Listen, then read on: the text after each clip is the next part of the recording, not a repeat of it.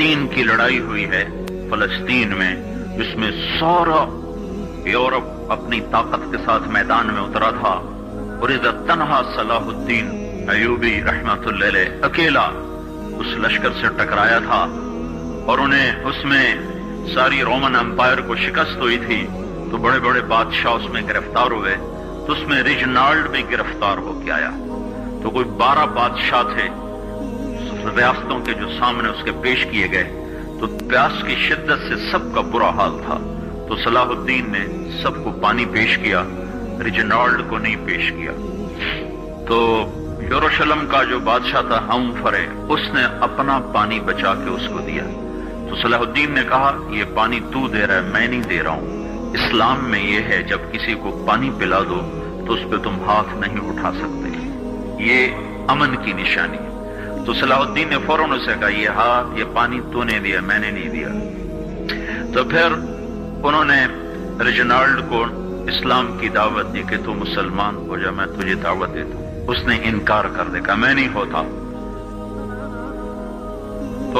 تو انہوں نے کہا میں نے تیرے قتل کی 2 دفعہ قسم کھائی تھی، ایک جب تو مدینے پہ حملہ آور ہوا تھا تو میں نے قسم کھائی تھی میں تجھے اپنے ہاتھوں سے قتل کروں گا، اور دوسری دفعہ جب تم نے حاجیوں پہ حملہ کر کے کہا تھا بلاؤ محمد کو، تو میں نے قسم کھائی تھی کہ مجھے اللہ نے موقع دیا تو میں اپنے ہاتھ سے تیری گردن اڑاؤں گا۔ آج محمد کا ادنا غلام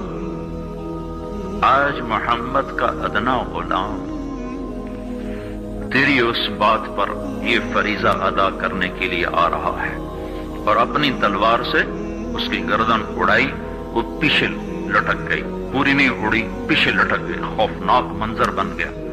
تو سارے بادشاہوں پہ کب کبھی تاری ہو گئی۔ تو صلاح الدین فرمانے لگے ہمارے مذہب میں یہ نہیں ہے، بادشاہوں کے ساتھ ہم بادشاہوں جیسا ہی سلوک کرتے ہیں، پر یہ حدود سے آگے چلا گیا تھا۔ اب مجھے یہ قصہ بھولا ہوا تھا، مجھے انہی حادثوں میں، انہی ہنگاموں میں وہ یاد آیا، تو بعد تنہائیوں میں بیٹھ کے بے بسی کے آنسو بہہ جاتے ہیں، اور اس کے سوا کوئی چارہ نہیں ہے۔ ہماری ساری نسل موسیقی میں ڈوب چکی ہے، جو بدن سرتال پہ تھرکتے ہوں، جو بدن موسیقی کے اوپر ہلتے ہوں، رقص میں آتے ہوں، ان پہ کانٹے ہی اگیں گے، ان پہ صلاح الدین کا پھول نہیں اگ سکتا، ان میں محمد بن قاسم کے پھول نہیں اگ سکتے۔ بانجھ ہو گئی ہے ہماری نسل، اور یہ یورپ کا سحر ہے جو چل گیا ہے، ہماری بے بسی ہے، ہماری بے بسی ہے۔ میں تو بس منت ہی کروں گا اپنے آپ کو پہچانو، اپنی ہستی حیثیت کو پہچانو، اپنی نسبت بدلو۔ تمہاری نسبت یورپ کے ساتھ ہو کے اگر موت آئی بے قیمت ہو جائیں گے، اگر مدینے والے کی نسبت مل گئی تو حضرت فاطمہ کے دائیں بائیں تمہیں بھی کھڑا کر دیا جائے گا، حضرت خدیجہ کے دائیں بائیں تمہیں بھی کھڑا کر دیا جائے گا۔ یہ چند دن ہیں، صبر کر لو، گھٹ گھٹ کے مر جانا ہی بیٹیوں کی روایت ہے۔ مشرق کی بیٹی، اس نے گھٹ گھٹ کے مرنا ہی سیکھا ہے۔ ہاں، یہ آزادی، یہ آوارگی، یہ مغرب کی عورت کا خاصہ ہے، اور 18ویں صدی تک مغرب میں بھی کوئی عورت ایسے ننگی نہ کہ جتنا بھی لے کر آئیں اس کی ایک لمٹ ہے، اور اللہ تو لمٹ سے بالا تر ہے، اس کو تو کوئی لمٹ کوئی نہیں۔ یہ واحد سفر ہے اللہ کی تلاش کا، جس کی کشش ختم نہیں ہوتی، کیونکہ جتنا اللہ کی طرف بڑھتا ہے اتنا اپنے آپ کو ادھورا محسوس کرتا ہے۔ جیسے کوئی آدمی صحرا میں سفر کر رہا ہو تو کوئی ریفرنس نہ ہو، تو وہ جتنا بھی سفر کرتا ہے وہ کہتا پتہ نہیں میں کدھر ہوں، میں کہاں پہنچا ہوں، کچھ پتہ کوئی نہیں۔ ایک چھوٹے سے صحرا میں بغیر ریفرنس کے وہ بالکل ایسے ہو جاتا ہے۔ تو اللہ کی ذات کو کس طرح کوئی بیان کرے اور کیسے کوئی بیان کرے؟ جب وہ اس کی طرف بڑھتا ہے تو کروڑوں سال کی زندگی کے بعد بھی کہتا میں تو ابھی ایک قدم بھی نہیں چلا۔ اب یہ اللہ 11 قسمیں اٹھائے تو آپ کا کیا خیال ہے؟ 11 قسمیں، 10 اور 1 11، 11 قسمیں اس پہ اٹھائے کہ کامیاب کون ہے ناکام کون ہے، تو اس مضمون میں کتنی طاقت پیدا ہو جائے گی۔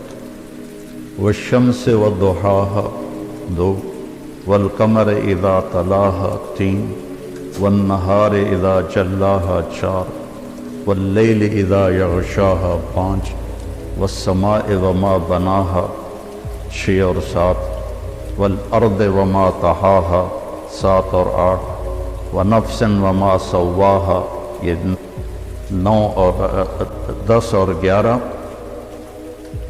فألهمها فجورها وتقواها قد افلح من زکاها وقد خاب من دساها۔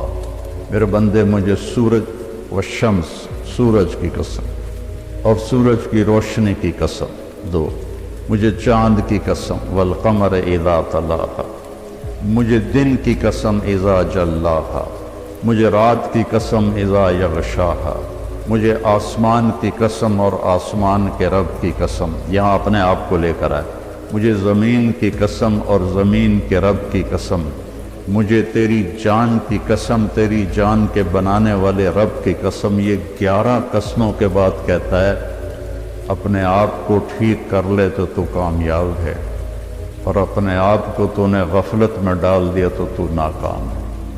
تیری کامیابی بھی تیرے اندر ہے اور تیری ناکامی بھی تیرے اندر ہے، باہر سے اس کا تعلق ہی کوئی نہیں ہے۔ ہماری وہاں کی سرائکی کا شعر ہے، دل دریا سمندروں ڈوبھے کون دلاندیاں جانے ہو، وچے بیڑے وچے جھیڑے وچے ونج مہانے ہو، کہ ساری کامیابیاں ناکامیاں تمہارے اندر ہیں، باہر کچھ بھی نہیں ہے۔ 11 قسمیں اللہ اٹھائے۔ یہ اس کا سکیچ مجھے یوں نظر آتا ہے کہ اللہ کہتا ہے میرا بندہ والشمس وضحاها، مجھے سورج اور اس کی روشنی کی قسم، کامیابی تیرے اندر ہے ناکامی تیرے اندر ہے، مانتے ہو؟ کہتا دل نہیں مانتا۔ ادھر تو بڑی بڑی گاڑیوں والے ہیں اور آئے تھے وہ فیکٹریوں میں کام کرنے، اور وہ بڑے بڑے نواب بنے بیٹھے ہیں، دل نہیں مانتا۔ پھر اللہ کہتا ہے والقمر اذا تلاها، مجھے چاند کی قسم جب وہ پیچھے آتا ہے۔ کامیابی تیرے اندر ہے ناکامی تیرے اندر ہے، سمجھ میں آئی یہ بات؟ کہتا نہیں آئی۔ تو پھر اللہ قسم اٹھاتا ہے واللیل اذا یغشاها، مجھے رات کی قسم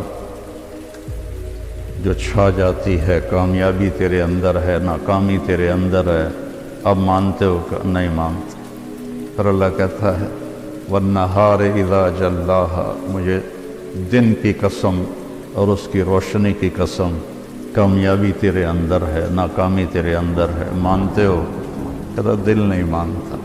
پھر اللہ کہتا ہے والسماء وما بناها، اب اپنے آپ کو لے کر آئے، مجھے آسمان اور آسمان کے رب کی قسم، مانتے ہو؟ کہتا دل نہیں مانتا۔ پھر اللہ کہتا والارض وما طحاها، مجھے زمین کی قسم اور زمین کے بچھانے والے رب کی قسم، ان زمین آسمان نے دیکھا ہے ناکام لوگوں کو کامیاب لوگوں کو، مانتے ہو؟ کہتا نہیں مانتا۔ تو پھر ایک جذباتی قسم ہے، ہمارے محاورے میں بھی ہے تیری جان کی قسم یار تیری جان کی قسم۔ تو آخر میں اللہ کہتا ہے یار میرے بندے وَنَفْسًا وَمَا سَوَّاهَا، مجھے تیری جان کی قسم اور تیری جان کے بنانے والے رب کی قسم، اب تو میری سن لے میری مان لے، قد افلح من زکاها وقد خاب من دساها، اسے پاک کر لے تو کامیاب ہے، اسے ناپاک کر لیا تو ناکام ہے۔ سب سے بڑی ناپاکی وہ کفر کی ناپاکی ہے، ان الشرک لظلم عظیم والکافرون هم الظالمون، اللہ کا انکار کرنے والے وہ سب سے بڑے ظالم ہیں، اور سب سے بڑی یہ ناپاکی ہے جس میں انسان ایسا ہی ہے جیسے گندگی کے گٹر میں کوئی گرا ہوا ہو تو اس کا پورا وجود بدبودار ہو جاتا ہے۔ اور قد افلح من زکاہا، اور جو اس کو پاک کرتا ہے، اور دوسری جگہ اللہ تعالی نے فرمایا قد افلح من تزکا وذکر اسم ربہ فصلی۔ ایمان کے بعد جو چیز انسان کو پاک کرتی ہے وہ نماز ہے۔ ایمان کے بعد جو چیز انسان کو پاکیزہ بناتی ہے وہ نماز ہے۔ اللہ تعالیٰ نے کچھ 700 دفعہ قرآن میں مختلف انداز میں نماز کا ذکر کیا ہے۔ اقیموا الصلاۃ وآتوا الزکاۃ 10 دفعہ تو یہ آیا ہے۔ 68 دفعہ لفظ صلاۃ قرآن میں آیا ہے، اور 700 دفعہ قرآن میں نماز کا ویسے ذکر آیا ہے۔ والقانتین والقانتات، اس سے نماز مراد ہے۔ تو ایمان کے بعد سب سے بڑی جو چیز ہے وہ سجدہ ہے جو انسان کو پاکیزہ بناتا ہے۔ تو یہ کامیابی آپ موت کے وقت ساتھ لے کر جائیں گے۔ اور جو آپ باہر لوگوں کو دیکھ رہے ہیں کہ بل گیٹ نے اتنا بنا لیا، اور قطر کے شہزادوں نے اتنا ہے ان کے پاس، ایک دفعہ قطر کے یہ جو ابھی ہے تمیم، اس کا والد حمد، جب وہ تھا امیر تو اس نے ہماری ضیافت کی، تو اس کے محل میں ہم گئے تو ایسے لائن میں دنیا کی جو سب سے قیمتی گاڑیاں تھیں وہ اس طرح کھڑی تھیں جیسے پاکستان میں موٹر سائیکل نہیں کھڑے ہوتے مسجد کے باہر، ایسے کھڑی تھی۔ پورے پاکستان کا بجٹ شاید تھا جو وہاں گاڑیاں کھڑے تھے۔ لیکن موت کے وقت وہ ایک چھوٹی سی چارپائی پہ اٹھا کے اس کو زمین میں دبا دیا جائے۔ ایک دفعہ ہماری جماعت گئی ایک گاؤں میں، تو مسجد تھی چھوٹی، تو اس کے ایک کونے میں وہ جنازے والی چارپائی پڑی تھی۔ تو ایک ساتھی کو لازمی اس پہ سونا تھا چونکہ جگہ تنگ تھی، اور سردیوں کے دن تھے، یہ بھی نہیں باہر سو جائیں، تو کوئی بھی نہیں سو رہا۔ تو میں نے کہا میں سوتا ہوں۔ میں نے بڑی دلیری دکھائی، میں سو گیا، مجھے ساری رات نیند نہیں آئی۔ میں کہا ہونے آیا اسرائیل، ہونے آیا اسرائیل۔ ساری رات میں جاگتا رہا، یہ نیند نہیں ہے۔ لیکن جس نے اپنے من کو پاکیزہ کر لیا ہے وہ تو سب کچھ اپنے ساتھ لے کے جائے گا نا، کوئی چیز اس کے پیچھے نہیں رہے، سب کچھ اس کے ساتھ جائے گا۔ تو جس نے اس جہان کو بنایا اور اپنی ذات سے غافل رہا تو اس کو تو مرتے ہوئے حسرت کے سوا کچھ بھی نہیں ہوگا۔ تو میرے اللہ نے مردوں اور عورتوں کے لیے ایک ہی پیمانہ بنایا ہے کامیابی کا، مالدار کے لیے، غریب کے لیے، امیر کے لیے، کہ اس سر سے لے کر پاؤں تک اپنے وجود کو اللہ کی مرضی میں ڈھال۔ وہ چند چیزیں ہیں، 5 نمازیں ہیں، اس میں غفلت نہ ہو۔ کبھی قضا ہو جائے تو سونے سے پہلے پڑھ لے۔ سال کے بعد روزے آتے ہیں جو ہماری پورے باڈی کی اوور آلنگ کر دیتے ہیں، اور اس کے بعد پھر نوافل ہیں، وہ اللہ نے آپ سے مانگے نہیں۔ ٹوٹل جو اللہ نے ہم سے حساب لینا ہے وہ 17 رکعات ہیں، جو فرض کی 17 رکعات ہیں، 2 فجر کے، 4 ظہر کے، 4 عصر کے، 3 مغرب کے اور 4 عشاء کے۔ ان 17 رکعات کا حساب ہے۔ باقی ہے اضافہ، کہ جب کسی کی نماز قیامت کے دن تھوڑی ہو جائے گی تو اللہ فرمائے گا دیکھو نفل ہیں، تو وہ نفل ہوں گے تو اس سے وہ کمی اس کی وہ پوری کر دی جائے گی۔ اس لیے میرے نبی نے 12 नवाफिल मुस्तकिल सारी ज़िंदगी पढ़े सफ़र के अलावा घर पर, जिनको हम सुन्नत मुअक्कदा कहते, और एक आपने इशराक के 2 नफल सारी ज़िंदगी पढ़े, और एक तहज्जुद आपने सारी ज़िंदगी पढ़ी, और 11 रकात। अपनी उम्मत पे मशक्क़त को नहीं डाला, 11 रकात।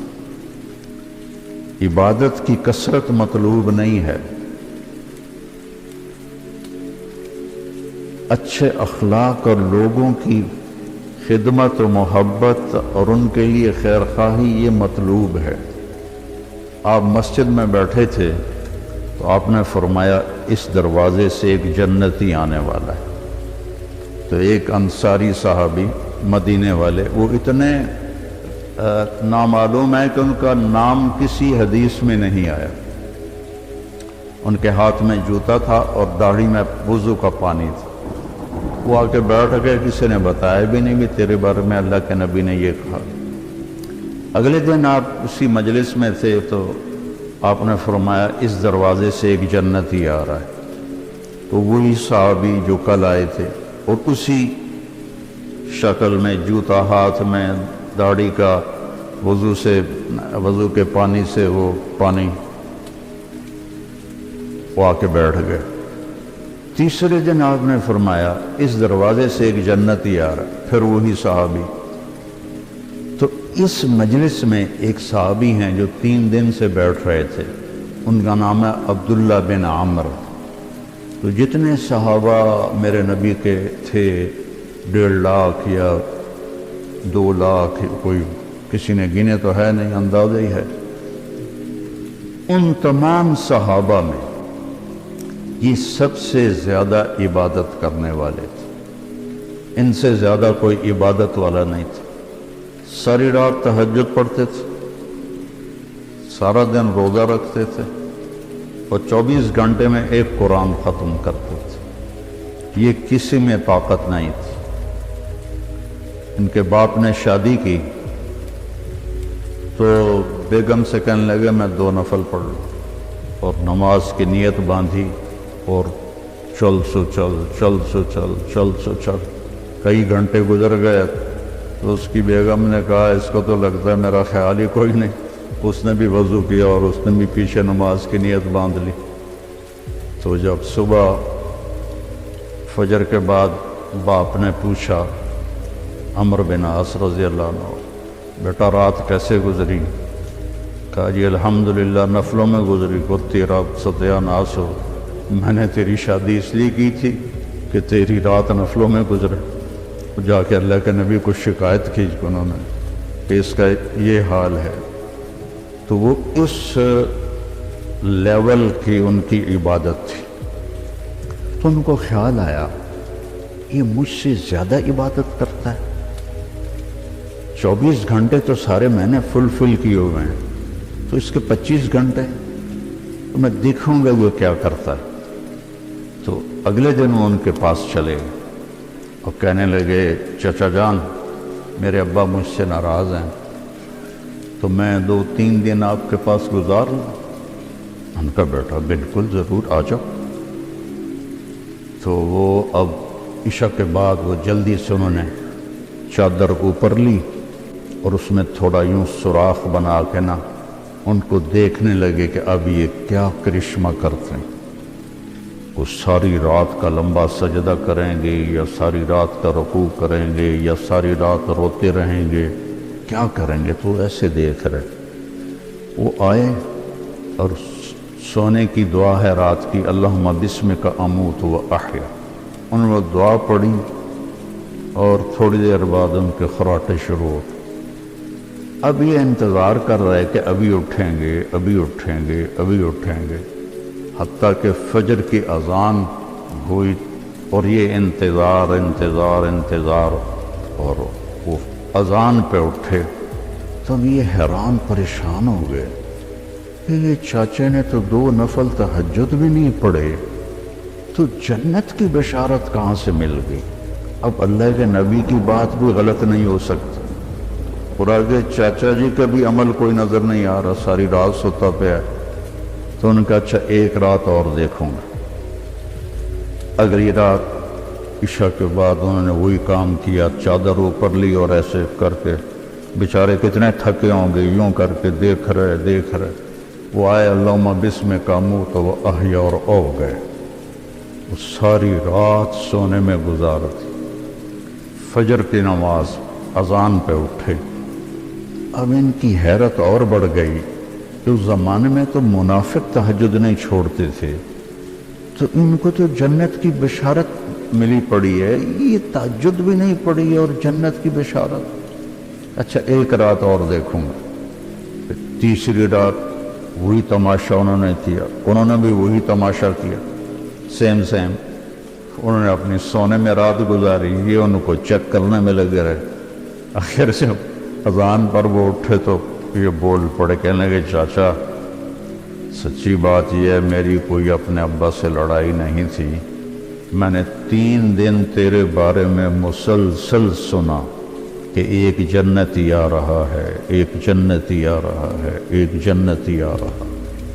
اللہ کے نبی نے تیرے بارے میں فرمایا، تو میں دیکھنے آیا تھا کہ آپ کیا کرتے ہیں، تو آپ تو ساری رات سوتے رہتے ہیں، تو یہ کیا چکر ہے؟ اللہ کے نبی کی بات بھی غلط نہیں ہو سکتی، وہ تیرے پاس پلے بھی کچھ نہیں ہے، جس کو وہ سمجھ رہے تھے کہ کچھ بندگی عبادت۔ کہنے لگے بھتیجے یہی ہے جو تو نے دیکھا ہے اور میرے پاس کچھ بھی نہیں۔